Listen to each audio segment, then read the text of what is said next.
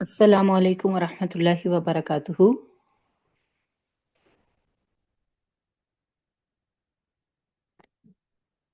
मेरी आवाज आ रही है आप लोगों को? वालेकुम अस्सलाम वरहमतुल्लाहि वबरकातुह। जी जी माशाल्लाह बिल्कुल क्लियर आ रही है। जी अच्छा, अल्हम्दुलिल्लाह सही। मैं स्टूडेंट्स को मैसेज कर रही हूँ, तो ये आहिस्ता आहिस्ता ज्वाइन कर लेती हैं इंशाल्लाह। आप स्टार्ट अभी कर कुछ मिनट्स तक स्टार्ट कर लीजिएगा। हाँ जी, स्टार्ट कर लें या वेट कर लें मेरा? 55 पे आप स्टार्ट कर लीजिएगा। चलें, ठीक है। ठीक।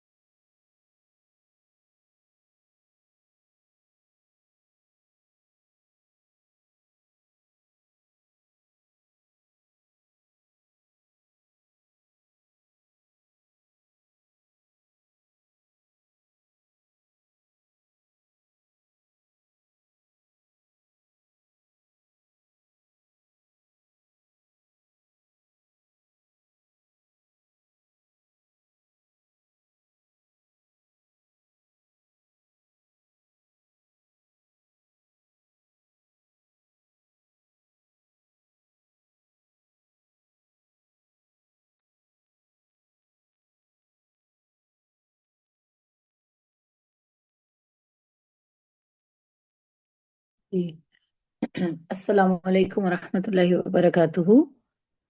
अ, हम आगाज करें फिर। लोग अभी तो मेरा ख्याल है क्लास में 4-5 ही हैं। जी स्टार्ट कीजिए आप। जी ठीक है। नहमदहु व नुसल्ली अला रसूलिहिल करीम, अम्मा बाद, फ़अऊज़ु बिल्लाहि मिनश शैतानिर रजीम, बिस्मिल्लाहिर रहमानिर रहीम। रब्बि इश्रह ली सदरी व यस्सिर ली अमरी वाहलुल उक़दतम मिन लिसानी यफ़क़हू क़ौली। अल्लाहुम्मा सल्लि अला मुहम्मदिन व अला आलि मुहम्मद कमा सल्लैता अला इब्राहीम व अला आलि इब्राहीम इन्नका हमीदुम मजीद। अल्लाहुम्मा बारिक अला मुहम्मदिन व अला आलि मुहम्मद कमा बारकता अला इब्राहीम व अला आलि इब्राहीम इन्नका हमीदुम मजीद। हमने सूरह अल बकरा का आगाज़ किया था पिछले सेशन में। सूरह अल बकरा के आगाज़ में हमने मुत्तकीन की सिफ़ात देखी थी, कुरान जिनके लिए हदायत बनता है, उनकी 5 सिफ़ात को देखा था कि अल्लाह ताला ने फरमाया है कि वो जो गैब पर ईमान लाते हैं, वो जो नमाज कायम करते हैं और जो रिज़्क हमने दिया है उसमें से खर्च करते हैं। اور کتب سماویہ پر ایمان رکھتے ہیں اور آخرت کا وہ یقین رکھتے ہیں۔ یہ 5 صفات ہیں کامیاب ہونے والوں کی، متقین کی، جن کے لیے قرآن ہدایت بنتا ہے۔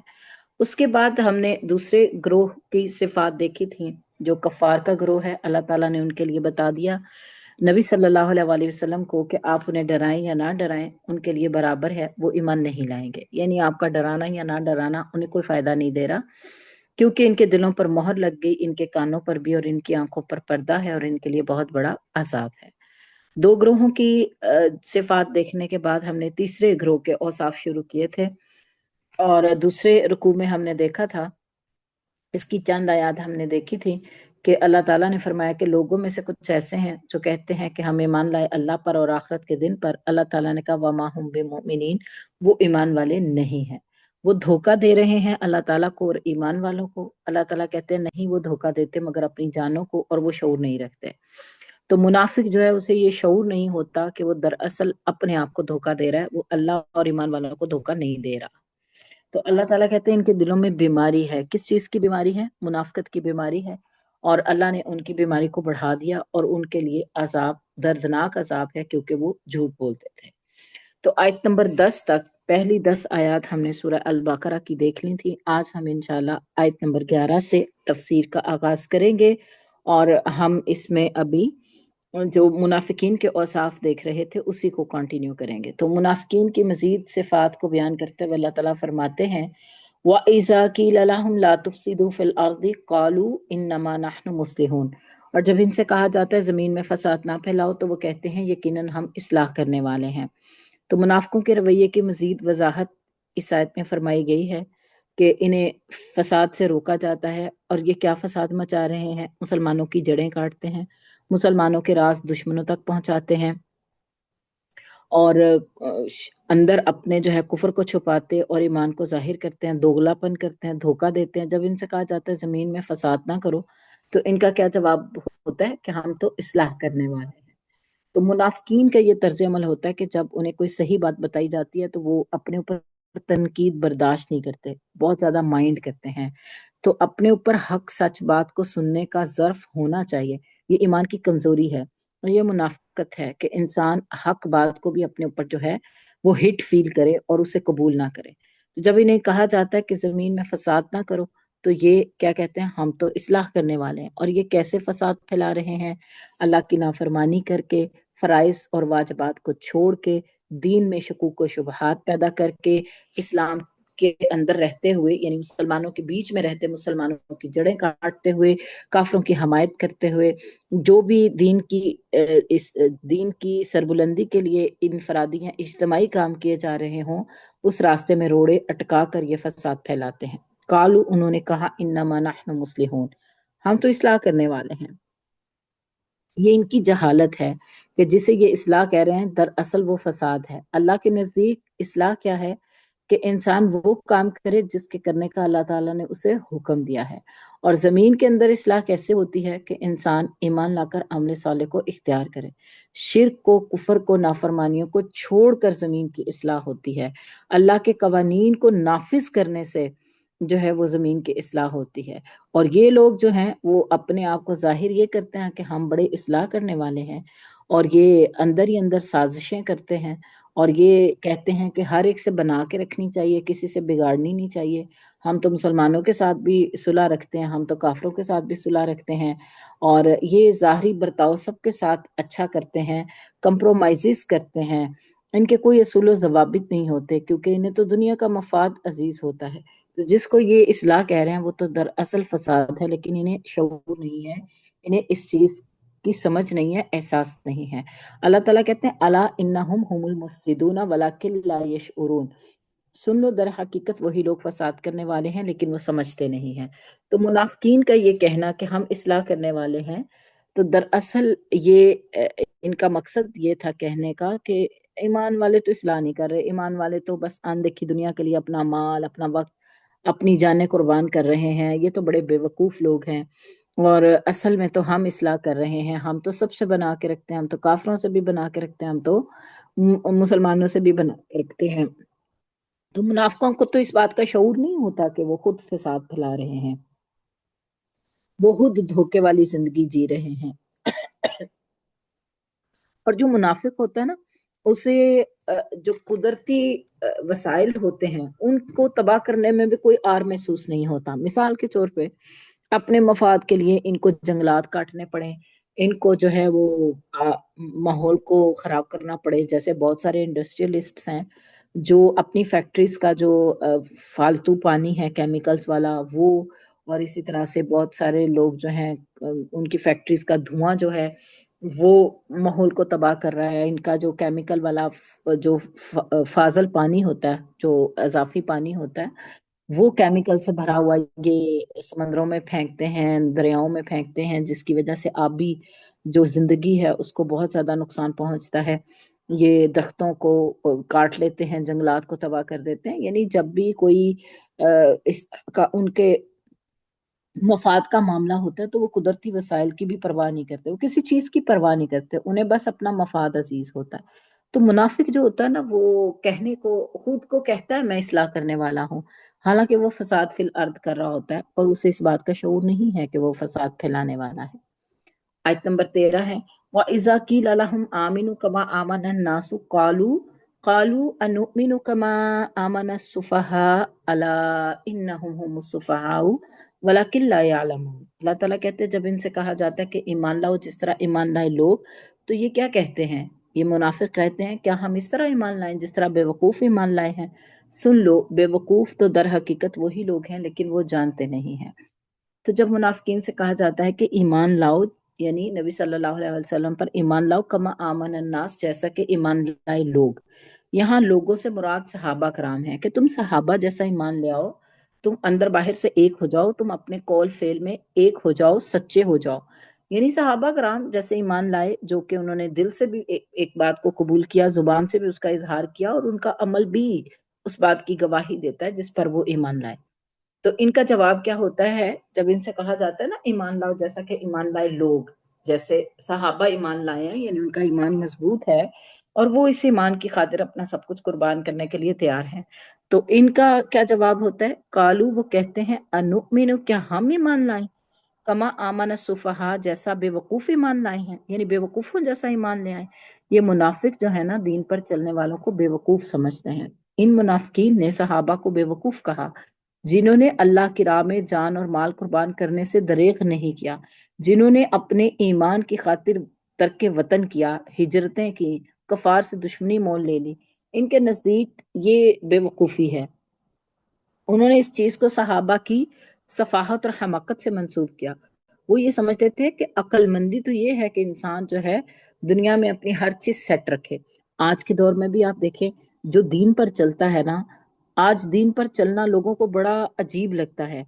अगर कोई दीन पर चल रहा हो बाकायदा, हर हर हर हुक्म को फॉलो करने की कोशिश कर रहा हो, लोग कहते हैं ये तो पागल हो गया है, ये तो बेवकूफ है, इसे तो पता ही नहीं है कि दुनिया के साथ साथ दीन को कैसे लेके चलते हैं। बंदा दीन भी रखे साथ दुनिया भी रखे, दीन और दुनिया साथ साथ चलते हैं। ऐसा तो नहीं हो सकता कि बंदा दुनिया बिल्कुल छोड़ दे और दीन पर चले। भी दुनिया कैसे छूटती है? दुनिया के अंदर रहते हुए ही दीन को फॉलो करना, यही अक्लमंदी है, यही कामयाबी है। उस दौर में भी मुनाफिक सहाबा को बेवकूफ कहते थे कि वो अपना सब कुछ कुर्बान करके इस दीन को सरबुलंद कर रहे थे, रसूलुल्लाह का साथ दे रहे थे, इस्लाम का साथ दे रहे थे, इसलिए मुनाफिकीन ने बेवकूफ कहा। आज भी अगर कोई अपना सब कुछ कुर्बान करके दीन की सरबुलंदी के लिए अपना वक्त अपना गाड़ी कैसे गुजारते हैं, मतलब ठीक है, मतलब अपना दुनिया में भी तो रहना है, तो दीन भी चलाओ दुनिया भी चलाओ, लोग इस तरह की बात करते हैं। तो ऐसे होते हैं, उनकी वफादारियां असलन दुनिया की होती हैं और दीन से भी वो एक ताल्लुक कायम रखना चाहते हैं ज़ाहरी। तो ऐसे मुनाफिकीन जो हैं वो सच्चे दीनदारों को बेवकूफ समझते हैं कि ये तो पागल हो गए हैं, ये तो जुनूनी हो गए हैं, इनका तो ब्रेन वॉश हो गया है। तरह तरह की बातें आज भी आपको सुनने को मिलेंगी। क्या ऐसा है या नहीं? क्या आज के दौर में भी जब जो दीन पर सही तौर पर चल रहा हो, अल्लाह के हर हुक्म को फॉलो करने की कोशिश कर रहा हो, तो क्या दुनिया के सो कॉल्ड दानिश्वर और जो अक्लमंद बने हुए हैं, जो खुद को समझते हैं कि हम बहुत अक्लमंद हैं और हमसे सीखना चाहिए कि दीन और दुनिया को कैसे लेकर चलते हैं, तो क्या ऐसे लोग हमारे माशरे में पाए जाते हैं? मेरा सवाल है आपसे।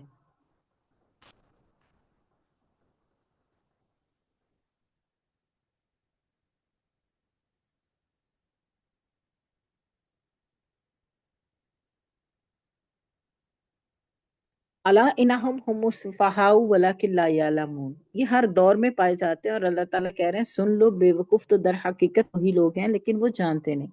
अल्लाह ने मुनाफिकों के बारे में वाज़ेह किया है कि वो खुद बेवकूफ और अहमक हैं, यानी वो ऐसे कामों में मसरूफ हैं जो उनके लिए नुकसानदेह हैं। तो इंसान जरा सा चीजों से बचे, वलाकिन ला यालमून, लेकिन वो जानते नहीं हैं। आला मकासद के लिए दुनियावी मफादात को कुर्बान करना, क्या ये बेवकूफ़ी है? ये ऐन अक्लमंदी है कि दीनी मकासद के लिए दुनियावी मकासद कुर्बान किए जा सकते हैं। और अल्लाह ताला ने सहाबा के ईमान की कदर की है। अल्लाह ताला कुरान में कहते हैं, फिर अगर वो इस जैसी चीज पर ईमान लाएं जिस पर तुम ईमान लाए हो तो यकीनन वो हदायत पा जाएंगे। यानी सहाबा जैसा ईमान लाने पर ही वो हदायत पाएंगे, और अगर वो फिर जाएं तो वो मुखालफत में है। तो अगर कोई सहाबा जैसा ईमान नहीं लाता और वो चाहता है कि वो ईमान लाकर भी अपना सब कुछ बचा ले, तो उसका ईमान तो फिर अल्लाह के यहाँ काबिल कबूल नहीं है। व इज़ा लकुल लज़ीना आमनू कालू आमन्ना व इज़ा खलऊ इला शयातीनिहिम कालू इन्ना मअकुम इन्नमा नहनु मुस्तहज़िऊन। और जब वो उन लोगों से मिलते हैं जो ईमान लाए तो कहते हैं हम ईमान लाए, और जब अपने सरदारों की तरफ अकेले होते हैं तो कहते हैं यकीनन हम तुम्हारे साथ हैं, हम तो महज मजाक उड़ाने वाले हैं। इस आयत में अल्लाह ताला ने मुनाफिकों की सरगर्मियों को मजीद वाज़ेह किया है कि जब वो मोमिनों से मुलाकात करते हैं तो कहते हैं कि हम अल्लाह ताला, इसकी किताब और इसके रसूल की तस्दीक करते हैं। तो मुनाफिक अहले ईमान से मिलने पर क्यों कहते हैं कि हम ईमान लाए? ज़ाहिरी तौर पर दीनदारी का भरम कायम रखने के लिए, अपने माल और अपनी जानों के तहफ़्फ़ुज़ के लिए धोखे के तौर पर कहते थे कि हम जो हैं ईमान ले आए हैं। मुसलमानों को कहते हम ईमान ले आए हैं, और जब अपने शयातीन की तरफ अलग होते तो उन्हें कहते कि हम तो महज मजाक उड़ाने वाले हैं। अल्लाह ताला ने वाज़ेह फरमाया है कि मुनाफिक जब अपने शरीर सरदारों से तन्हाई में मिलते हैं तो कहते हैं कि हम तो दर हकीकत तुम्हारे साथ हैं, हम तो इनका मजाक उड़ा रहे थे। कालू, उन्होंने कहा इन माकुम, बेशक हम तुम्हारे साथ हैं। सैयदना इब्ने अब्बास ने कहा कि हम उस दीन पर कायम हैं जिस पर आप हो। कि यानी कालू इन माकुम, ये मुनाफिक कहते हैं हम तुम्हारे साथ हैं, यानी हम इस्लाम पर जो है वो ईमान लाए हैं। इन्नमा नहनु मुस्तहजिऊन, बेशक हम तो मजाक उड़ाने वाले हैं। जब अपने शैतानों की तरफ होते हैं तो उन्हें कहते हैं कि हम तुम्हारे साथ हैं। इससे मुराद क्या है कि हम तुम्हारे दीन पर हैं। मुसलमानों के साथ होंगे तो उन्हें कहेंगे हम इस्लाम को फॉलो करने वाले हैं, हम इस्लाम पर है। काफरों से मिलों के साथ तो हम मजाक कर रहे हैं, यानी क्या कर रहे हैं, इन्नमा नहनु मुस्तहजिऊन, हम मजाक उड़ाने, हम तो उनके साथ मजाक करते हैं, उनके साथ मजाक उड़ाने वाले हैं। ये काफरों को जाके अपनी वफादारियों को यकीन क्यों दिलाते हैं कि इन्ना माअकुम, बेशक हम तुम्हारे साथ हैं? जाहिर है उनसे अपने मफादात चाहते हैं, उनसे अपनी जान माल महफूज रखना चाहते हैं, उनसे अपने ताल्लुकात बहाल रखना चाहते हैं ताकि दुनिया का फायदा जो है उसे महफूज रख सकें। अल्लाहु यस्तहज़िउ बिहिम व यमुद्दुहुम फी तुग़यानिहिम यामहून। अल्लाह ताला इनसे मजाक करता है और इनको ढील दे रहा है और वो अपनी सरकशी में आए हुए हैं। तो ये क्या समझते हैं कि हम मजाक उड़ा रहे हैं, ये समझते हैं ना कि हम मजाक उड़ा रहे हैं और मुसलमानों का। तो अल्लाह ताला फरमा रहे हैं कि अल्लाह ताला मजाक उड़ाता है, यानी अल्लाह ताला इनके मजाक का जवाब देता है। तो ये क्या समझते हैं कि ये मुसलमानों को धोखा दे रहे हैं और अल्लाह ताला को धोखा दे रहे हैं और ये मजाक उड़ा रहे हैं। अल्लाह ताला ने यहाँ पर वाजे कर दिया कि ये क्या कर रहे हैं। अल्लाह ताला इनके मजाक का जवाब देता है। अल्लाह यस्तहज़िउ बिहिम, अल्लाह भी इनके मजाक का जवाब देता है, इनसे मजाक करता है। वह यमुद्दुहुम, और खींचता है उनको, फी तुग़यानिहिम, उनकी सरकशी में, या महून, बहकते फिरते हैं। यानी अल्लाह ताला इनसे कैसे मजाक करते हैं, अल्लाह ताला इनको ढील दे देते हैं। और ये जो है इतनी इनको ढील मिल जाती है कि ये फिर गुनाह पर गुनाह करते चले जाते हैं, इन पर बदबख्ती के रास्ते खुलते चले जाते हैं, इन पर अजाब की हुज्जत कायम होती चली जाती है। तो अल्लाह ताला इनके साथ क्या मजाक करते हैं कि इनको जो है, इनको ढील दे देते हैं इनकी सरकशी में, इनको फिस्क व फजूर के कामों में और ज्यादा बढ़ा देते हैं, और ये अंधे बने हुए हैं, और ये अल्लाह ताला का इस्तिहजा है। اللہ منافقین سے مذاق کرتا ہے، یعنی اللہ تعالیٰ ان سے نیکی کی توفیق چھین لیتا ہے۔ پھر نہ ان کے کان سچ سننا چاہتے ہیں، نہ سچی بات ان کے دل پر اثر کرتی ہے، نہ ان کی آنکھ سچائی کو دیکھ سکتی ہے۔ پھر وہ اندھا دھند اپنی مرضی کے مطابق زندگی گزارتے چلے جاتے ہیں۔ تو منافق اندھوں کی طرح بھٹکتے رہتے ہیں۔ تو اللہ تعالیٰ نے فرمایا اولئک الذین اشتروا الضلالۃ بالہدی، یہ وہ لوگ ہیں، یہ کون سے لوگ ہیں؟ یہ وہ لوگ ہیں کہ جن کو اللہ تعالیٰ کہہ رہے ہیں جنہوں نے گمراہی خرید لی بدلے ہدایت کے، یعنی ہدایت چھوڑ دی، ان کے پاس ہدایت بھی آئی تھی، گمراہی بھی، انہوں نے ہدایت چھوڑ دی اور گمراہی خرید لی، تو ان کی تجارت ان کے لیے نفع مند نہ ہوئی اور نہ وہ ہدایت پانے والے ہوئے۔ دیکھیں کوئی بھی انسان ہے نا، وہ کیا کرتا ہے؟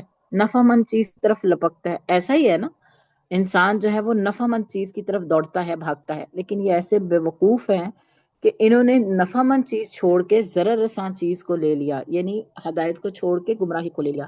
ان کی تجارت کیسے ان کو فائدہ دے سکتی تھی؟ یعنی جو شخص 1,000 روپے کے بدلے میں 100 روپیہ لے لے، 1000 چھوڑ دے اور 100 لے لے، تو اس کو بے وقوف ہی کہیں گے نا، جس نے نقصان کا سودا کیا۔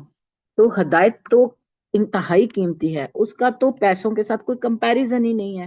دنیا کی سب سے بڑی دولت تو انسان کو ہدایت کا مل جانا ہے۔ خوش نصیبی کے بدلے انہوں نے بد نصیبی کو اختیار کیا ہے۔ یہ ایسے لوگ ہیں جنہوں نے خود اپنی جانوں کو ہلاکت میں ڈالا ہے۔ تو منافق ہیں یہ، ان کی تجارت تو ان کو نفع نہیں دے سکتی نا۔ ان کے پاس ہدایت آئی، ان کے پاس جو ہے حقیقت کھل گئی، لیکن اس کے باوجود انہوں نے اندھے بنے رہنا گوارا کیا، وہ ہدایت پانے والے نہیں ہوئے۔ منافق کیوں ہدایت نہیں پا سکتے؟ وہ سمجھتے ہیں کہ یہ تو احمقانہ پن ہے کہ انسان اپنا سب کچھ جو ہے اندیکھی دنیا کے لیے لگا دے، انسان جو ہے وہ اپنا سب کچھ جو ہے وہ اندیکھی دنیا کے لیے لگا دے۔ تو منافق ہدایت نہیں پا سکتا، وہ ہدایت حاصل کرنا نہیں چاہتے، اللہ تعالیٰ منافقوں کو ہدایت بھی نہیں دیتا۔ تو یہ تھی آیت نمبر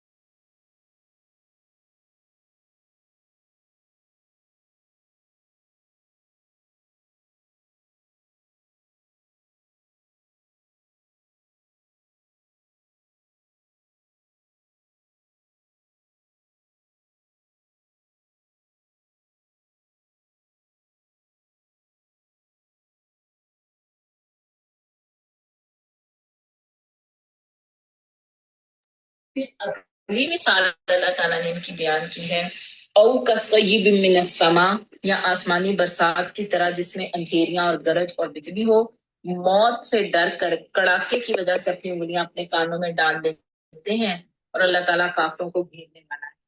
اللہ تعالیٰ نے یہاں پر ان کی مثال بیان کی ہے کہ منافق اس شخص کی مانند ہوتا ہے کہ جس پر موسلادھار بارش ہو رہی ہو، اور بارش میں اندھیرا بھی ہوتا ہے، ظاہرہ بجلیاں بھی ہوتی ہیں، کڑک بھی ہوتی ہے، اور جب اس بجلی کی چمک اندھیرے میں روشنی کرتی ہے تو یہ چلنے لگتا ہے۔ میری آواز آ رہی ہے آپ لوگوں کو؟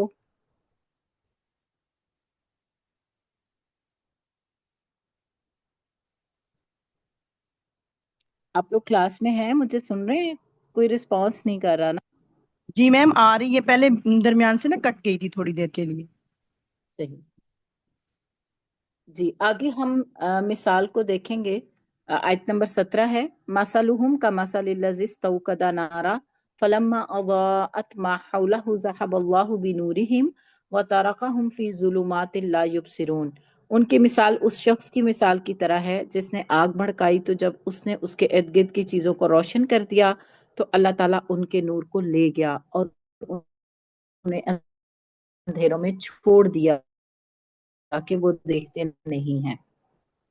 اللہ تعالیٰ نے منافقوں کی مثال دی ہے، مثال کے ذریعے ان کے رویے کو واضح کیا ہے۔ اللہ تعالیٰ نے سیدنا عبداللہ ابن مسعود اور دیگر صحابہ نے اس آیت کی وضاحت کی ہے کہ جب رسول اللہ مدینہ آئے تو کچھ لوگ مسلمان ہو گئے، پھر وہ اپنے دل پھر گئے، منافق ہو گئے۔ تو ان کی مثال ایسے ہی ہے جیسے وہ اندھیرے میں ہوں، ایک شخص نے روشنی جلائی، یعنی رسول اللہ نے روشنی جلائی، ماحول روشن ہو گیا، ہر چیز ان پر واضح ہو گئی، یعنی فائدہ مند اور نقصان دہ چیزیں واضح ہو گئیں۔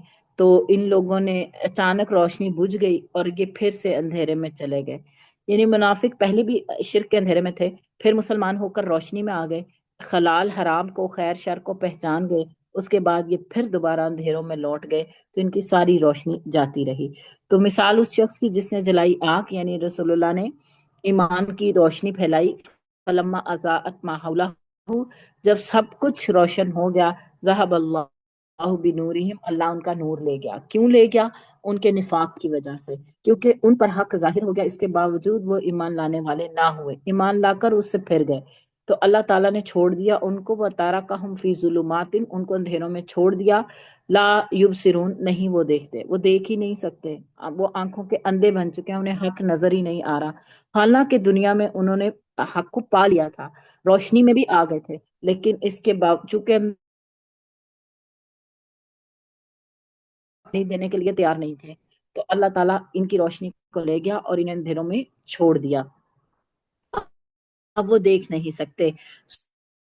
سمن بکمن امیون فہم لا یرجعون، وہ بہرے ہیں، گونگے ہیں، اندھے ہیں، سو وہ نہیں پلٹیں گے۔ یعنی قرآن کس کو بہرا، گونگا، اندھا کہتا ہے؟ جو کان رکھتا ہو، حق کو سن نہ سکتا ہو، جو جو آنکھیں رکھتا ہو، حق کو دیکھ نہ سکتا ہو، اور جو زبان رکھتا ہو لیکن حق کی بات نہ کر سکتا ہو، تو اللہ تعالیٰ اسے بہرا، گونگا، اندھا کہتے ہیں۔ اللہ تعالیٰ کہتے ہیں یہ پلٹنے والے نہیں ہیں، یعنی یہ وہ افراد ہیں جن پر ہدایت اثر نہیں کرے گی، یہ گمراہی خرید چکے، ہدایت بیچ چکے، انہوں نے اپنی خواہش کے مطابق جینے کا فیصلہ کر لیا ہے، اب یہ دین اسلام کی طرف نہیں پلٹیں گے۔ تو یہ نفاق کی پہلی مثال تھی منافقین کے بارے میں، جو دل سے اسلام کے احکامات پر عمل کرنے سے انکار کرتے ہیں۔ بعض لوگ ایسے ہوتے ہیں جو مسلمان گھرانے میں پیدا تو ہو جاتے ہیں، لیکن انہوں نے شعوری طور پر اسلام کو قبول نہیں کیا ہوتا، اور جب کبھی کوئی مشکل، کوئی حالات ایسے ہوتے ہیں تو انہیں کوئی پرواہ بھی نہیں ہوتی اس بات کی کہ دین ان سے کیا تقاضا کرتا ہے، یا دین کے کیا اصول ہیں، یا کن چیزوں کو مد نظر رکھنا ہے، تو وہ جو ان کے مفاد میں ان کو لگتا ہے وہ کر گزرتے ہیں، اور وہ چونکہ بائی برتھ مسلمان ہوتے ہیں، انہوں نے تو اسلام کو حاصل نہیں کیا ہوتا محنت کر کے، قربانی دے کے، سو ان کے نزدیک اسلام کی نعمت کی کوئی قدر بھی نہیں ہوتی۔ تو کچھ ایسے بھی ہوتے ہیں کہ جنہوں نے جو ہے وہ اسلام شعوری قبول نہیں کیا ہوتا، ظاہری طور پہ قبول کیا ہوتا ہے، وقتی مصلحت کے تحت، فائدے کے تحت، تو ایسے لوگوں کی مثال دی گئی ہے کہ یہ بہرے ہیں، گونگے ہیں، اندھے ہیں، فہم لا یرجعون، یہ پلٹیں گے نہیں۔ اور دوسری مثال آیت نمبر 19 میں دی گئی، او کصیب من السماء فیہ ظلمات ورعد وبرق یجعلون اصابعهم فی آذانہم من الصواعق، یا جیسے آسمان سے موسلادھار بارش جس میں تاریکیاں ہیں، گرج اور چمک ہے، اور وہ موت کے ڈر سے کڑکنے والی بجلیوں سے اپنی انگلیاں اپنے کانوں میں ڈالتے ہیں، اور اللہ تعالیٰ کافروں کو گھیرنے والا ہے۔ اس میں دوسری مثال اللہ تعالیٰ نے دی ہے کہ یہ منافق اس شخص کی طرح ہے جس پر موسلادھار بارش ہو رہی ہو۔ یہاں پہ موسلادھار بارش سے مراد اللہ تعالیٰ کی بھیجی جانے والی وحی مراد ہے، کہ وحی نازل ہو رہی ہے آسمان سے، جیسے بارش نازل ہوتی ہے، تو جب بارش نازل ہوتی ہے تو اس میں کیا ہوتا ہے، گرج، چمک اور تاریکیاں بھی ہوتی ہیں۔ اسی طرح جب وحی نازل ہوتی ہے تو اس میں جیسے بارش میں پانی بھی ہوتا ہے، انسان کے فائدے کی چیز بھی ہوتی ہے، لیکن اس میں ظاہرہ خوف زدہ کرنے والی چیزیں بھی ہوتی ہیں۔ اسی طرح جب وحی نازل ہوتی ہے تو اس میں آسان احکامات بھی ہوتے ہیں اور مشکل احکامات بھی ہوتے ہیں، جیسے انسان گرج چمک دیکھ کے اور کڑک کی وجہ سے کانوں میں انگلیاں ڈال لیتا ہے کہ کہیں میری موت ہی واقعہ نہ ہو جائے، خوف زدہ ہو جاتا ہے۔ تو یہ بھی حق کو جان لیتے ہیں، پہچان لیتے ہیں، اور جب ان کو احکامات ان پر گراں گزرتے ہیں تو یہ اپنے کانوں میں اس طرح انگلیاں رکھ لیتے ہیں گویا کہ اگر انہوں نے سن لیے تو ان کی جان ہی نکل جائے گی۔ تو ان کے لیے جو ہے وہ سخت احکامات پر عمل کرنا انتہائی مشکل ہوتا ہے۔ تو اللہ تعالیٰ کہتے ہیں واللہ محیط بالکافرین، اللہ تو کافروں کو گھیرنے والا ہے۔ یعنی یہ کیا سمجھتے ہیں کہ اللہ تعالیٰ انہیں پکڑنے والا نہیں؟ اللہ تعالیٰ تو دلوں کے حالات جانتا ہے، اللہ جانتا ہے کہ کس کے دل میں کیا ہے، کون کیسی جو ہے نا وہ کیسی نیت کے ساتھ عمل کر رہا ہے، کون ایمان والا ہے اور کون جو ہے وہ بدنیت ہے۔ تو اللہ کی پکڑ سے تو کوئی بھی بھاگ نہیں سکتا، نہ کوئی اللہ کا مقابلہ کر سکتا ہے، نہ کوئی اللہ تعالیٰ کو عاجز کر سکتا ہے۔ تو اللہ تعالیٰ نے یہاں پہ واضح کیا ہے کہ انسان کی زندگی جو ہے بڑی محدود ہے، اللہ اس کو گھیرنے والا ہے، ہر آنے والے لمحے میں انسان موت کے قریب ہو رہا ہے۔ یقاد البرق یخطف ابصارهم كلما اضاء لهم مشوا فيه واذا اظلم عليهم قاموا ولو شاء الله لذهب بسمعهم وابصارهم ان اللہ علی کل شیء قدیر، قریب ہے کہ بجلی ان کی نگاہیں اچک لے، جب کبھی ان کے لیے روشنی کرتی ہے تو وہ اس میں چل پڑتے ہیں، اور جب ان کے لیے اندھیرا کرتی ہے تو وہ کھڑے ہو جاتے ہیں، اور اگر اللہ تعالیٰ چاہتا تو ضرور ان کی سماعت اور ان کی بصارت کو لے جاتا، یقیناً اللہ تعالیٰ ہر چیز پر پوری قدرت رکھنے والا ہے۔ یہاں اللہ تعالیٰ کیا فرما رہے ہیں؟ قریب ہے کہ بجلی کی چمک، یعنی منافق اللہ کے احکامات، اللہ کے وعدے اور وعیدیں جو قرآن میں آئے ہیں انہیں سنتے ہیں، اسلام پر عمل پیرا ہونے کی کوشش کرتے ہیں، لیکن جب مخالفتیں ہوتی ہیں تو یہ رک جاتے ہیں۔ یقاد البرق برق یخطف ابصارہم، قریب ہے کہ بجلی ان کی نگاہیں اچک لے، یعنی جو مشکل احکامات پر عمل کرنا ہوتا ہے اور پھر اس کے نتیجے میں جو مخالفتیں سہنی پڑتی ہیں، تو قریب یہ ان کے لیے اتنی مشکل ہو جاتی ہے کہ قریب ہے کہ بجلی ان کی نگاہیں اچک کر لے جائے، یعنی چونکہ ان کے اندر ایمان کم ہوتا ہے اور دین کی سمجھ بھی نہیں ہوتی، تو مخالفت کی وجہ سے اللہ کے احکامات پر عمل پیرا نہیں ہو پاتے، اور یہ لوگوں کے دباؤ میں آ جاتے ہیں اور ویسا ہی سوچنے لگ جاتے ہیں جیسا لوگ چاہتے ہیں۔ اور یہاں مثال دی گئی، قریب ہے کہ بجلی ان کی نگاہیں اچک لے، یعنی ان کی دیکھنے کی، ان کی جو صلاحیت ہے سوچنے سمجھنے کی، وہی چھین جائے، اور جب کبھی بجلی ان کے لیے روشنی کرتی ہے، یعنی جب کبھی آسان احکامات ہوتے ہیں تو چل پڑتے ہیں، وَإِذَا أَظْلَمَ عَلَيْهِمْ قَامُوا، جب بجلی ان پر اندھیرا کرتی ہے تو کھڑے ہو جاتے ہیں، یعنی جب مشکل حالات آتے ہیں، کوئی قربانی دینی پڑے، کوئی مشکل حکم اللہ کا آ جائے تو پھر یہ کھڑے ہو جاتے ہیں، پھر ان سے چلا ہی نہیں جاتا، جیسے اندھیرا ہو جائے تو انسان کو کچھ سجائی نہیں نہ دیتا، تو اس طرح مشکل احکامات آ جائیں تو یہ آگے چلتے ہی نہیں ہیں۔ تو روشنی ہونے اور اندھیرا چھا جانے سے یہی مراد ہے کہ قرآن کی تعلیمات اگر ان کی مرضی کے مطابق ہوں، آسان ہوں تو یہ چل پڑتے ہیں، مشکل ہوں تو یہ کھڑے ہو جاتے ہیں۔ وَلَوْ شَاءَ اللَّهُ لَذَهَبَ بِسَمْعِهِمْ وَأَبْصَارِهِمْ، اگر اللہ چاہتا تو ان کی آنکھیں اور ان کے کان لے جاتا۔ آنکھوں سے انسان دیکھتا ہے، کانوں سے انسان سنتا ہے، یہ وہ ذرائع ہیں جن کے ذریعے انسان حق تک پہنچتا ہے، انسان علم حاصل کرتا ہے۔ تو جب یہ اپنے ان ذرائع کو ہی درست استعمال نہیں کر رہے تو اللہ چاہے تو ان سے واپس لے لے، اللہ ان کی سماعت سلب کر لے، یہ کتاب کو سننا نہیں چاہتے تو اللہ ان کی سننے کی صلاحیت ہی چھین لے، یہ حق کو دیکھنا نہیں چاہتے تو اللہ ان کی بصارت ہی سلب کر لے۔ تو اسلام پر عمل پیرا ہونے کے راستے میں ان کو تو بہت ساری رکاوٹیں تھیں، آج مجھے اور آپ کو کیا رکاوٹیں ہیں؟ کیا ہم بھی منافقین کی طرح اس طرح کی مشکلات کا شکار تو نہیں ہے کہ اگر آسان احکامات ہوں تو ہم عمل کر کے چل پڑے، اگر کوئی مشکل لگے تو بس اب ہم کیا کر سکتے ہیں، ہمارے سے تو دین اتنا مشکل ہے، ہم سے تو فالو نہیں ہوتا۔ تو اللہ یہ منافقین کے رویے کھول کھول کر کیوں ہمارے سامنے رکھتے ہیں؟ تاکہ ہم ان رویوں سے باز آ جائیں۔ تو اسلام پر عمل پیرا ہونے کے راستے میں رکاوٹیں تو بہت ساری ہیں، جیسے اگر بعض لڑکیاں ہوتی ہیں پردہ کرنے لگیں تو پھر ان کو خیال آتا ہے اچھا میری تو فیملی میں ایسا ہوتا نہیں ہے تو لوگ کیا کہیں گے، جاؤں گی یا باہر میں ہوں گی تو لوگ میرا مذاق اڑائیں گے، تو خوف، تو یہ چیز جو ہے نا انسان کو عمل پیرا، دین پر عمل پیرا ہونے سے روکتی ہے۔ معاشرے کے افراد کی مخالفت، لیکن اصل مخالفت نا انسان کے اپنے اندر ہوتی ہے، جب انسان اپنے نفس کے ساتھ جہاد کر لیتا ہے نا، پھر کوئی چیز اسے اللہ کی راہ میں عمل کرنے سے روک نہیں سکتی۔ بعض اوقات تعصب بھی ہوتا ہے، انسان جو ہے اس کے اندر چھپا ہوا تکبر اور حسد ہوتا ہے، اور انسان جو ہے وہ حق بات سن کے سمجھ کے اسے کہہ نہیں پاتا، اسے بیان نہیں کرتا، گونگا بن جاتا ہے، آنکھیں دیکھ نہیں پاتی، کان سن نہیں پاتے، تو یہ چیزیں حق کو قبول کرنے کے راستے میں رکاوٹ بن جاتی ہیں۔ اور اللہ ہر چیز پر قادر ہے، یعنی اللہ تعالیٰ پکڑنے پر پوری طرح قادر ہے۔ اگر کوئی جانتے بوجھتے ایمان نہیں لا رہا تو وہ اللہ کی پکڑ سے بھاگ نہیں سکتا، اللہ کو عاجز نہیں کر سکتا، اللہ کے ارادوں کے آگے رکاوٹ نہیں بن سکتا۔ اللہ تعالیٰ نے منافقوں کے بصارت کی حص اور سماعت کی حص سلب کر لینے پر اپنی قدرت کا یقین دلایا ہے۔ اللہ جو چاہے کر سکتا ہے، جب اللہ کا فیصلہ آ جاتا ہے تو کوئی چیز اس کے راستے کی رکاوٹ نہیں بن سکتی۔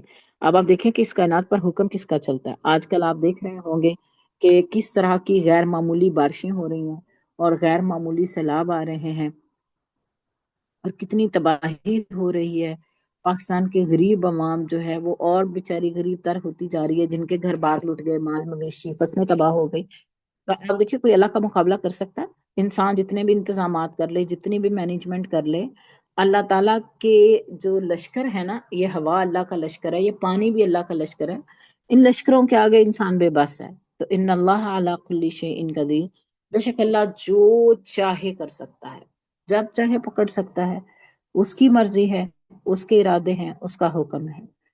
تو یہ دوسرے رکوع میں ہم نے بڑی تفصیل کے ساتھ منافقین کی صفات کو بھی دیکھا، اور پھر اللہ تعالیٰ ان کے ساتھ کیسا معاملہ کریں گے وہ بھی ہم نے دیکھا، اور دو مثالوں کے ذریعے اللہ تعالیٰ نے ہمیں منافقوں کی منافقت کو سمجھایا ہے، اور کیوں سمجھایا ہے؟ تاکہ ہم ان رویوں سے باز آ جائیں۔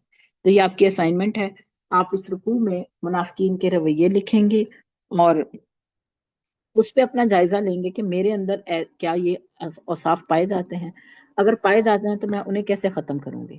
ٹھیک ہے، یہ دوسرے رکوع کے حوالے سے بہت اہم چیز ہے سیکھنے کی اور کرنے کی، کہ پہلے آپ نے منافقین کے اوصاف لکھنے ہیں، پھر آپ نے لکھنا ہے کہ کیا میرے اندر یہ صفات پائی تو نہیں جاتی، اگر پائی جاتی ہیں تو میں ان کا علاج کیسے کروں گی، کیسے اپنے اندر سے ان کو دور کروں گی۔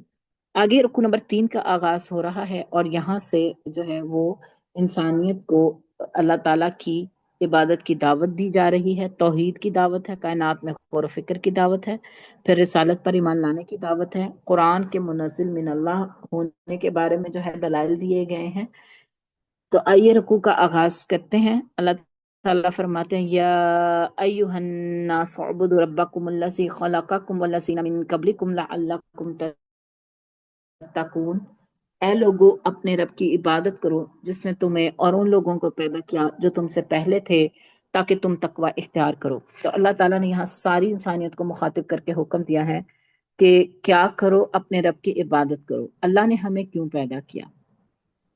اللہ تعالیٰ سورہ زاریات میں فرماتے ہیں وَمَا خَلَقْتُ الْجِنَّ وَالْإِنسَ إِلَّا لِيَعْبُدُونَ، اور میں نے جنوں اور انسانوں کو اپنی عبادت کے لیے پیدا کیا، یعنی اپنی عبادت کے ماں سوا کسی اور کام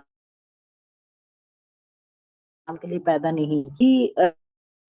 جو ہے نا وہ لمیٹڈ سا لیتے ہیں کہ عبادت سے مراد نماز روزہ جو ہے وہ کر لینا، تسبیح پڑھ لینا، جبکہ عبادت کا مطلب ہے عین بادال، اس کا روٹ ہے عبدن سے بندگی، اور اس کا مطلب ہوتا ہے پوجا پرستش کرنا بھی، سجدے کرنا بھی، عبادت کرنا بھی، اور مکمل حوالگی، مکمل فرما برداری، مکمل غلامی، مکمل سپردگی، اسے عبادت کرنا کہتے ہیں۔ امام ابن تیمیہ عبادت کی تعریف یوں کرتے ہیں کہ عبادت ان تمام کاموں کے لیے جامع اسم ہے جنہیں اللہ پسند کرتا ہے اور ان سے محبت کرتا ہے، وہ اقوال ہوں یا ظاہری باطنی اعمال۔ تو ہر عبادت سے مراد توحید ہے، اور توحید کو معرفت الہی کے بغیر نہیں اپنایا جا سکتا۔ تو اللہ تعالیٰ کو جاننا، اللہ تعالیٰ کو پہچاننا، اللہ تعالیٰ کے اسماء و صفات کا علم حاصل کرنا، اور پھر ہر کام کو اللہ کے لیے خالص کرنا، نماز بھی، روزہ بھی، حج، زکوٰۃ، نظر، قربانیاں اور دعائیں اور خشیت اور توکل اور انابت اور رجوع اور امید اور خوف، یہ دل کی عبادات بھی اس میں آ جاتی ہیں، تو سب اللہ تعالیٰ کے لیے خالص ہونا چاہیے۔ اللہ کہتے ہیں لوگوں عبادت کرو اپنے رب کی، الذی خلقکم، جس نے تمہیں پیدا کیا، وہ تمہارا خالق ہے، وہ تمہارا مالک ہے، والذین من قبلکم، نہ صرف تمہیں پیدا کیا بلکہ تم سے پہلے لوگوں کو بھی پیدا کیا، والذین من قبلکم سے یہی پتا چلتا ہے کہ تم سے پہلے لوگوں کو بھی اللہ ہی نے پیدا کیا۔ کیوں عبادت کرنی ہے؟ لعلکم تتقون، تاکہ تم بچ جاؤ۔ کس چیز سے بچ جاؤ؟ دنیا غلط رویے سے بچ جاؤ، دنیا میں تم گناہوں سے بچ جاؤ، اور آخرت میں تم اللہ کے عذاب سے بچ جاؤ۔ تو اس آیت میں دعوت توحید دی گئی ہے، ایک اللہ کی عبادت کرنے کا حکم دیا گیا ہے تاکہ انسان جو ہے وہ دنیا میں گمراہی سے بچ جائے اور آخرت میں عذاب سے بچ جائے۔ اس کے بعد اللہ تعالیٰ فرماتے ہیں الذی جعل لکم الارض فراشا والسماء بناء وانزل من السماء ماء فاخرج به من الثمرات رزقا لکم فلا تجعلوا للہ اندادا وانتم تعلمون، وہ ذات جس نے تمہارے لیے زمین کو فرش اور آسمان کو چھت بنایا ہے، اور آسمان سے پانی نازل کیا، پھر اس نے اس میں سے تمہارے لیے رزق کے لیے کئی طرح کے پھل پیدا کیے، چنانچہ جب تم یہ جانتے ہو تو اللہ کا شریک نہ بناؤ۔ تو اللہ تعالیٰ وہ ذات ہے، اللہ تعالیٰ اپنی قدرت، اپنی وحدانیت کے دلائل دے رہے ہیں ان آیات میں۔ پہلے اللہ تعالیٰ نے کہا ہے کہ عبادت کرو اپنے رب کی جس نے تمہیں اور تم سے پہلے لوگوں کو پیدا کیا ہے تاکہ تم بچو۔ پھر اللہ تعالیٰ نے اپنا تعارف کرایا کہ اللہ تعالیٰ تو وہ ذات ہے جس نے تمہارے لیے زمین کو فرش بنایا۔ کیسا فرش بنایا ہے؟ دیکھیں اللہ تعالیٰ نے اس میں پہاڑ گاڑ دیے، وہ ہمیں لے کر ڈھلکتی نہیں ہے، امبیلنس نہیں ہوتی۔ کس طرح اللہ تعالیٰ نے اس پہ پانی بہا دیا، سمندر رکھ دیے، دریا بہا دیے، کس طرح اللہ تعالیٰ نے اس زمین پر جو ہے وہ طرح طرح کی ہمارے لیے کھیتیاں اور باغات اگا دیے، زمین کے اندر بھی ہمارے لیے پانی رکھ دیا، طرح طرح کی دھاتیں رکھ دی، زمین پر چلنا ہمارے لیے آسان کر دیا، کس طرح زمین کو ہمارے لیے فرش بنا دیا، یعنی بچھونا بنا دیا، رہنے کی جگہ بنا دیا، والسماء بناء، اور آسمان کو چھت بنا دیا، یہ ہمارے اوپر بلند آسمان ہے جو بغیر ستونوں کے ہے، اور جس کے نیچے ساری کہکشائیں ہیں، سارے سیارے ستارے جو اپنے اپنے مدار میں تیر رہے ہیں۔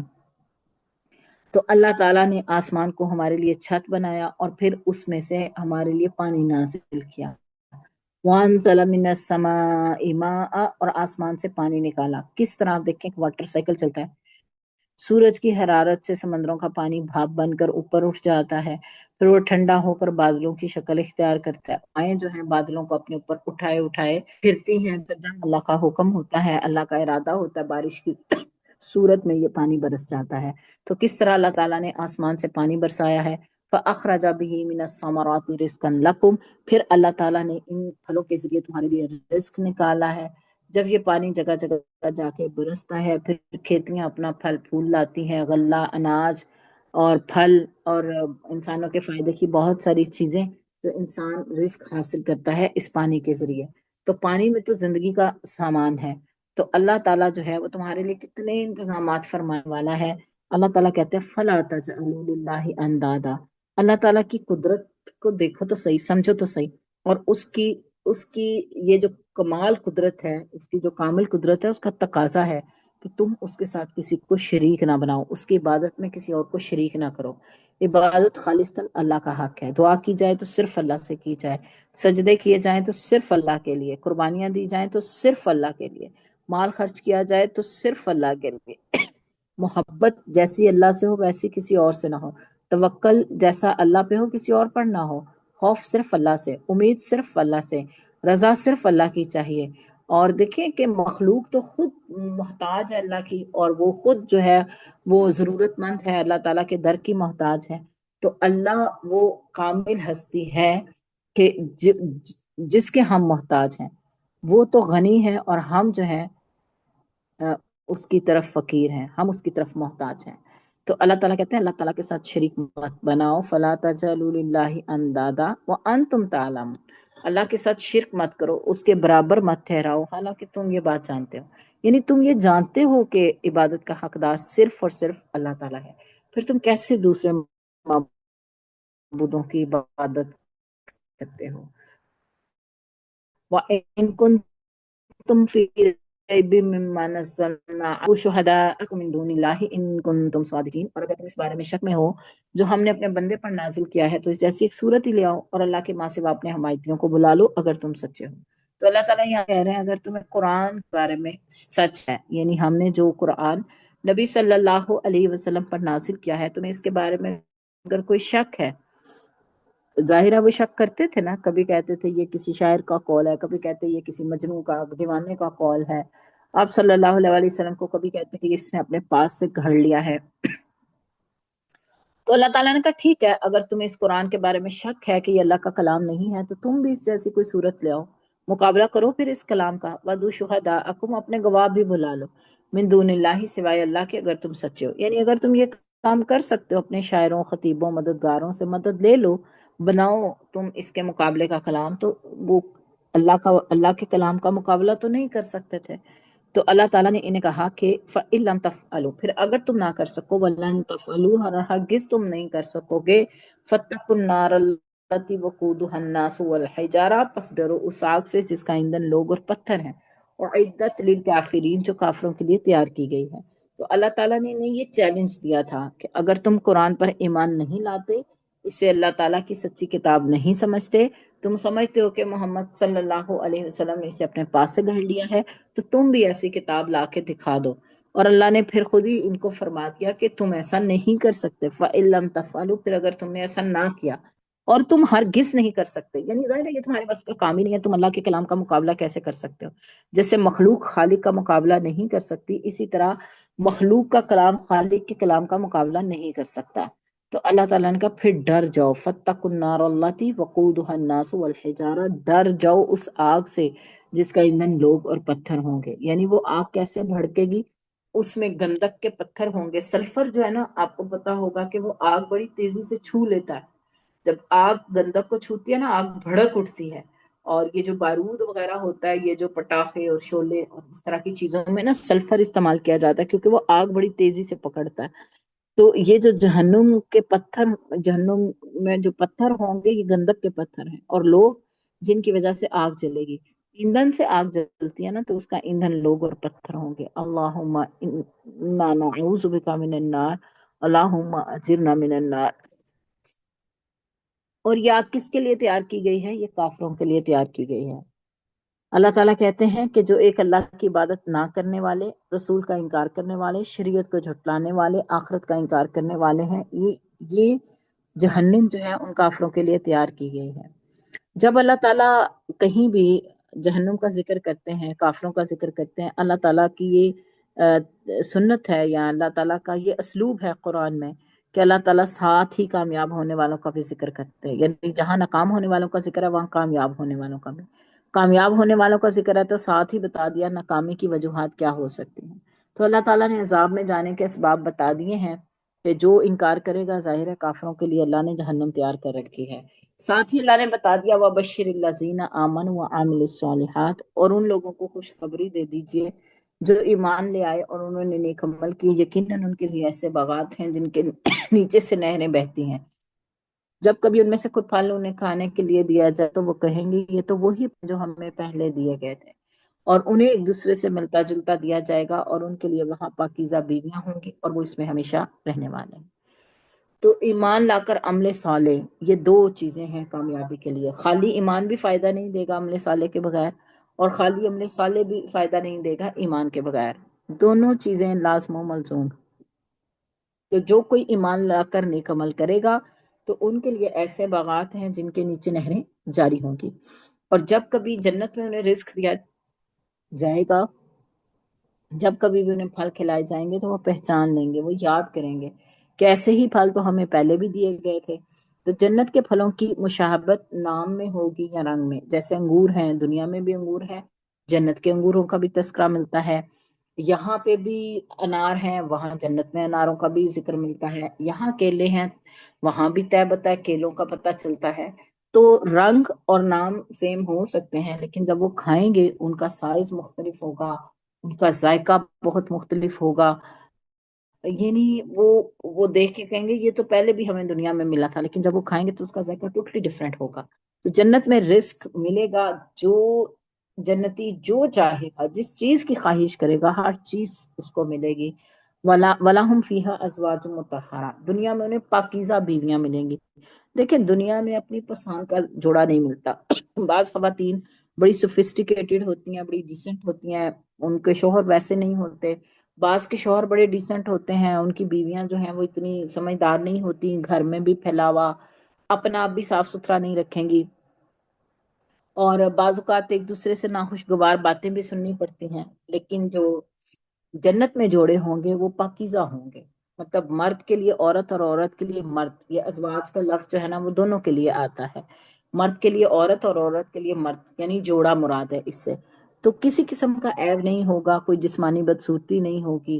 خواتین کے لیے ان کی تو پاکیزگی اس چیز میں بھی ہے کہ وہ پاک دامن ہوں، نگاہیں نیچی ہوں ان کی، اور شوہروں کی اطاعت گزار ہوں، اور ہر بری بات سے، دنیا میں تو عورتیں بڑی زبان ذرا تیزی سے چلا لیتی ہیں، تو وہ عورتیں جو ہیں وہ پاکیزہ زبان والی، پاکیزہ گفتگو کرنے والی ہوں گی۔ وَهُمْ فِيهَا خَالِدُونَ، اور وہ اس میں ہمیشہ ہمیشہ رہنے والے ہیں۔ ان اللہ لا یستحی ان یضرب مثلا ما بعوضة فما فوقها فاما الذین آمنوا فیعلمون انہ الحق من ربهم واما الذین کفروا فیقولون ماذا اراد اللہ بهذا مثلا یضل به کثیرا ویہدی به کثیرا وما یضل به الا الفاسقین۔ یقیناً اللہ تعالیٰ اس بات سے نہیں شرماتا کہ وہ مچھر یا اس سے بھی اوپر کی کوئی مثال بیان کرے، بس جو لوگ ایمان لائے تو وہ جانتے ہیں یقیناً وہ ان کے رب کی طرف سے حق ہے۔ جن لوگوں نے کفر کیا تو وہ کہتے ہیں اس مثال سے اللہ نے کیا ارادہ کیا ہے۔ اللہ سبحانہ و تعالیٰ اس کے ذریعے بہت سو کو گمراہ کرتا ہے اور بہت سو کو ہدایت دیتا ہے، اور وہ اس کے ساتھ فاسقوں کے سوا کسی کو گمراہ نہیں کرتا۔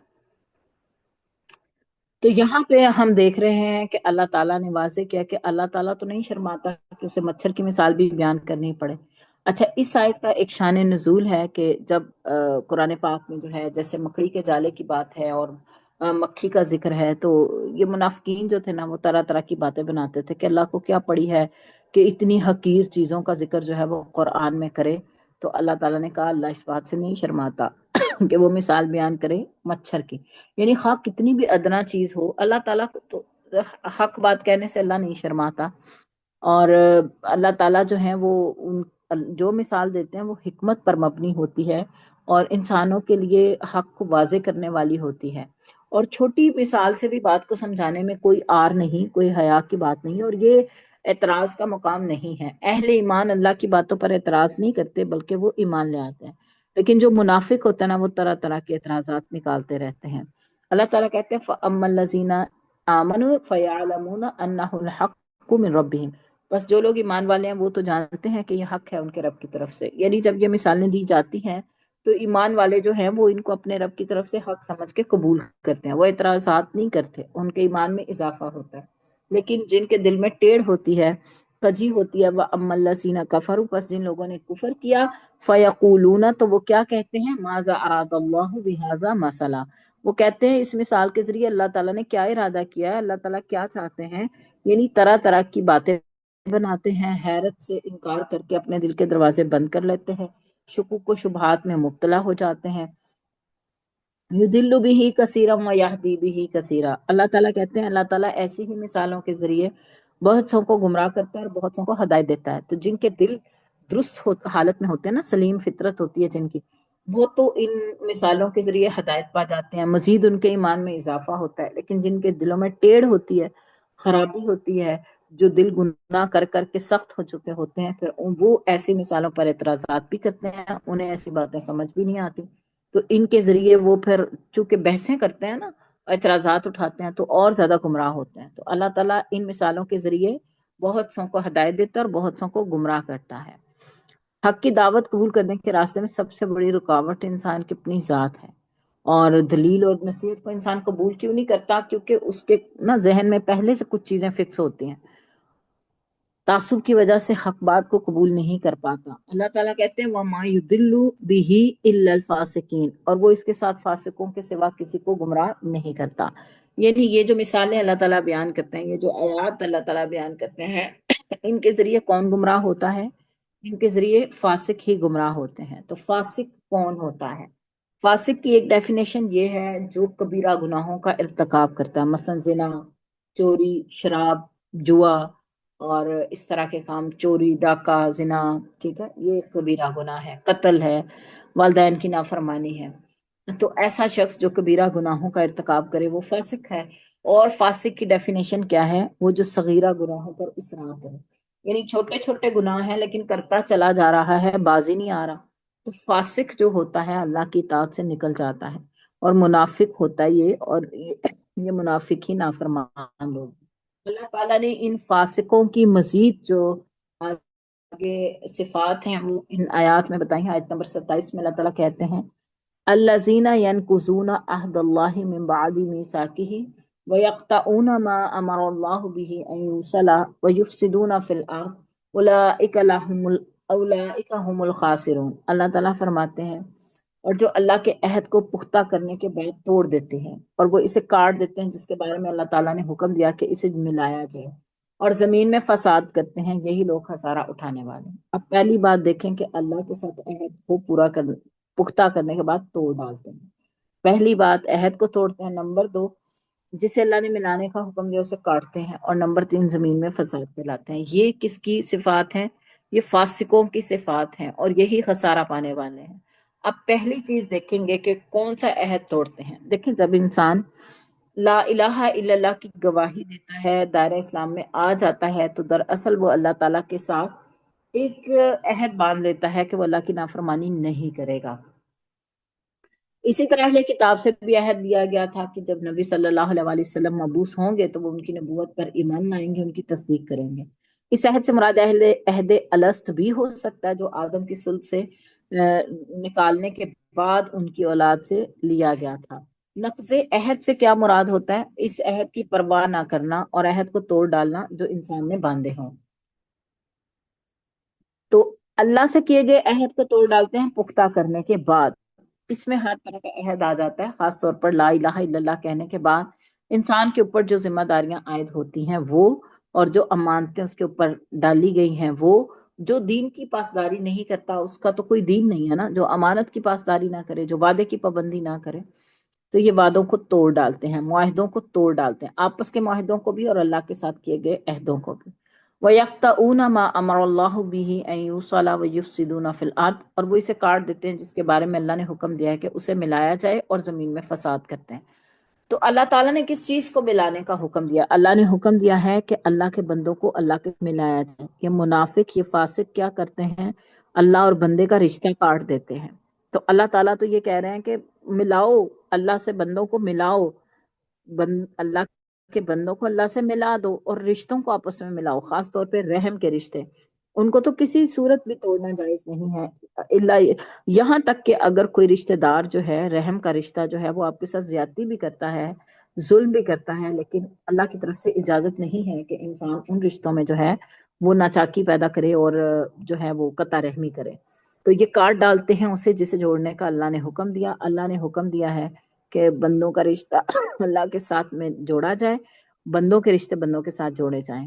لیکن جو منافق ہوتا ہے وہ اپنا رشتہ بھی خراب کرتا ہے اور لوگوں کا رشتہ آپس میں بھی خراب کر دیتا ہے. تو جن چیزوں کو جوڑنے کا حکم دیا ہے ان کو یہ توڑ ڈالتے ہیں اور یہ فساد کرتے ہیں. تو زمین میں فساد کے حوالے سے ہم نے پیچھے بھی ڈیٹیل دیکھی ہے کہ زمین کے جو قدرتی نظام ہے اس کو خراب کرنا، اس کا جو ایک جیسے فضا ہے، فضائی آلودگی پیدا کرنا یا آلودگی پیدا کرنا، ماحول میں آلودگی پیدا کرنا، یا اپنے مفادات کی خاطر جو ہے وہ زمین میں دنگا فساد کرنا، یہ سب کچھ جو ہے اور گناہ کے جتنے کام ہیں وہ فساد فی الارض میں آ جاتے ہیں. تو جو لوگ یہ کام کرتے ہیں، اللہ نے کہا اولئک هم الخاسرون، یہی تو لوگ ہیں جو خسارہ پانے والے ہیں، یعنی یہی لوگ نقصان اٹھانے والے ہیں. ان کے نصیب میں کوئی نفع نہیں، کیونکہ نیک اعمال کی قبولیت کے لیے شرط ہے کہ انسان ایمان لائے، اور خالی ایمان قبول نہیں ہوگا جب تک کہ اس کے ساتھ نیک اعمال نہیں ہوں گے. تو یہ خسارہ پانے والے لوگ ہیں، قیامت کے دن یہ ٹوٹل لاس میں ہوں گے، کوئی ریپلیسمنٹ نہیں.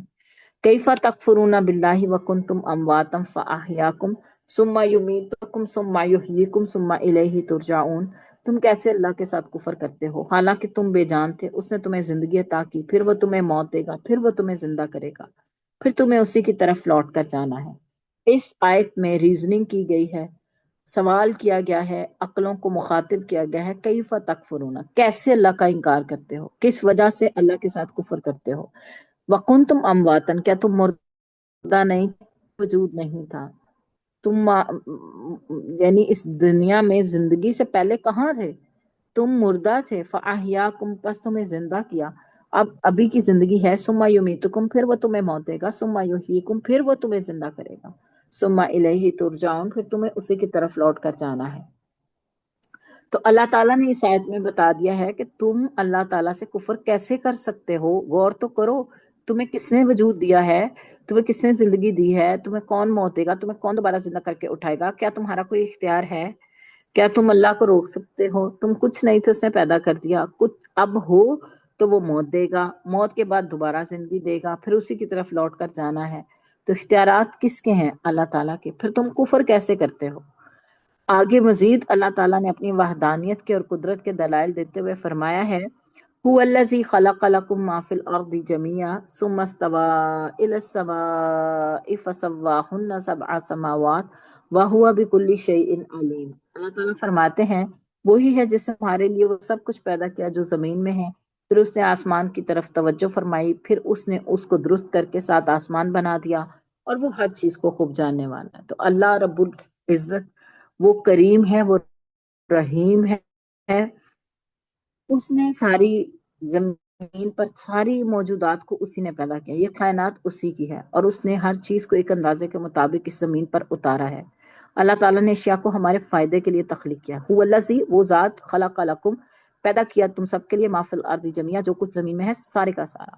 یعنی اللہ تعالیٰ نے زمین کی ساری چیزیں ہمارے لیے پیدا کی ہیں. اس نے ہمیں پیدا کیا، اس نے ہمیں رزق دیا، اس نے ہمیں بولنا سکھایا، شعور اور عقل عطا کیا، ہمارے لیے وحی نازل کی، کائنات کو ہمارے لیے مسخر کر دیا، ہمیں انسان بنا دیا. ثم استوى الی السماء، پھر وہ آسمان کی طرف متوجہ ہوا، یعنی اللہ تعالیٰ نے پھر آسمان کو تخلیق کیا، آسمان کی طرف متوجہ ہوا، اس نے زمین میں سب کچھ پیدا کیا، پھر اس نے آسمان کی طرف توجہ فرمائی، یعنی پھر اس نے جو ہے ان کو درست کر کے 7 آسمان بنا دیا، فسواہن 7 سماوات، ان کو درست کر کے 7 آسمان بنا دیا، مضبوط اور مستحکم۔ یہ محض بلندی ہمیں نظر آتی ہے نا، یہ آسمان ہے، اور ہمیں تو دنیا آسمان نظر آتا ہے، اس کے اوپر بھی جو ہے وہ آسمان ہے، یہ ٹوٹل 7 آسمان ہے، اور حدیث کے مطابق 2 آسمانوں کے درمیان 500 سال کی مسافت ہے۔ وَهُوَ بِكُلِّ شَيْءٍ علیم، اور اللہ ہر چیز کا جاننے والا ہے، اللہ تعالیٰ ہر چیز کا علم رکھتا ہے، کلی علم بھی رکھتا ہے، جزوی بھی، یعنی اللہ تعالیٰ اوور آل بھی ہر چیز کا علم رکھتا ہے، اور باریکیوں کا بھی اللہ تعالیٰ علم رکھتا ہے کہ وہ نہایت باریک بین خوب باخبر ہے۔ تو اللہ نے اپنے علیم ہونے کا شعور دلایا ہے کہ ساری تخلیق بھی اللہ کی، سب کو پیدا بھی اللہ نے کیا، اور سب کے بارے میں وہ پورا پورا علم رکھتا ہے، اور اس نے اپنے علم کی بنیاد پر زمین و آسمان کو تخلیق کیا، اور اس میں تمام موجودات کو اللہ تعالیٰ نے تخلیق کیا ہے۔ یہ تھا رکو نمبر 3، اور یہاں پہ آیت نمبر 29 مکمل ہوئی۔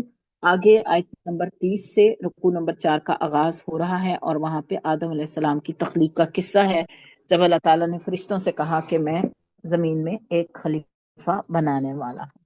تو یہاں سے ہم انشاءاللہ تعالیٰ نیکسٹ ویک میں سٹارٹ کریں گے۔ ٹائم بھی ہمارا ہو چکا، تقریباً 2-4 منٹ ہی باقی ہیں، تو میں آپ سے پوچھنا چاہوں گی کہ آج کی کلاس میں، آج کے لیکچر میں جو آپ کی لرننگز ہیں، آج کے جو 2 رکوع ہم نے دیکھے، دوسرا رکوع ہم نے مکمل کیا ہے، اور تیسرا رکوع ہم نے پورا دیکھا ہے، تو آپ نے آج کے لیسن سے کیا سیکھا؟